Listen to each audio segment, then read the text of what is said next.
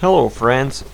It's a good day to fight, and I really mean it, because I just returned from military exercises of my unit, and my hands smell like metal, weapon oil, concrete, and stuff like this, and I can't get this smell out of my nose, so I decided that it would be a good idea to make a short video inspired by these circumstances.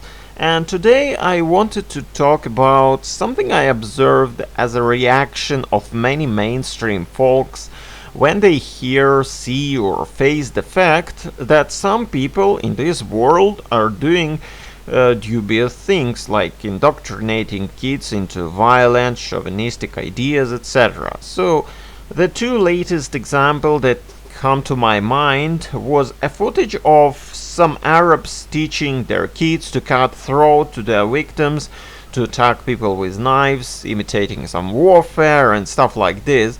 And since Arabs aren't particularly friendly and are not interested in our survival, to say the least, footages like these are considered to be threatening, barbaric, etc.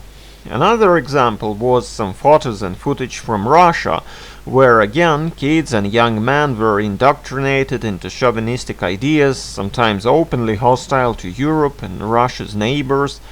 As we know, majority of such activities in Russia are under direct or indirect control of Russian renamed KGB, the FSB, which is obviously hostile towards the West, including its best parts and groups, by the way.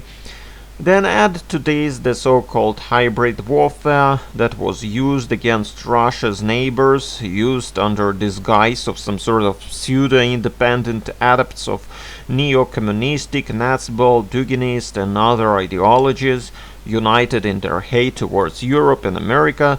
So when you add all of this, then you understand that the fact of your potential enemies training their kids to kill is considered to be quite a direct threat.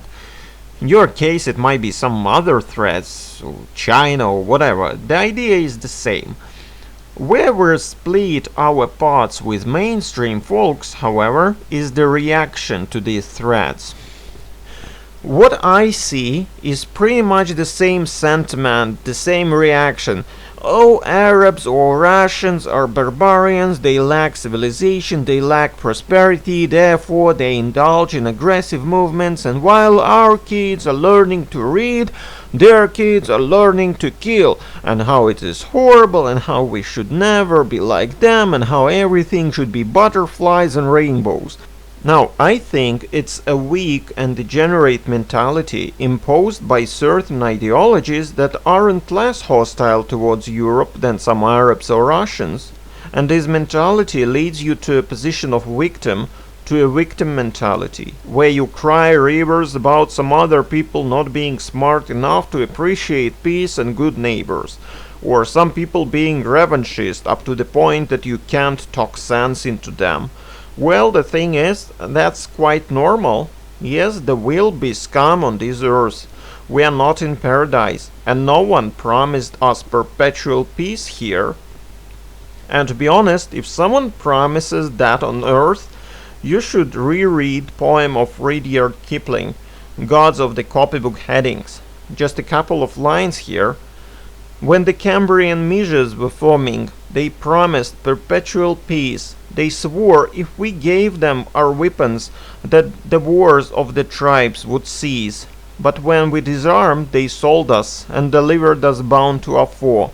And the gods of the copybook headings said, stick to the devil you know. The whole poem is great, by the way. I would certainly recommend it. Anyway, the thing is that enemies will plan to kill you. Aggressive people will teach their kids to be aggressive towards you and your kids. So what? Nothing new here. Instead of lamenting it, instead of trying not to be the same, you should learn how to be able to beat your enemies, how to make it costly for them to even think about invading you or terrorizing you. Learn how much lead you need to eliminate their threat. That's what might protect you. Stop turning your kids into someone who might be easily attacked and killed by those people you dislike and condemn. You or your kids don't need to be like them, as you can become better, more educated, moral, smarter, or whatever. It doesn't mean that being trained and prepared to fight is now some sort of exclusive property or license that belongs to terrorists and aggressors. This mindset, which excludes power, military exercises, fitness, martial art training from a lexicon of civilized man, this mindset will lead civilized man into slavery and submission, as there is no other options.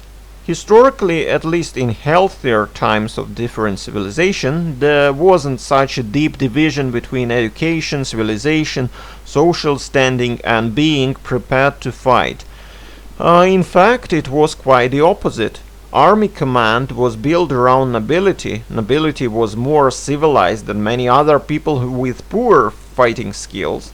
In many civilizations, a perfect man was imagined as someone who has developed in all directions: civilized warrior poet, philosopher, administrator, learning martial arts.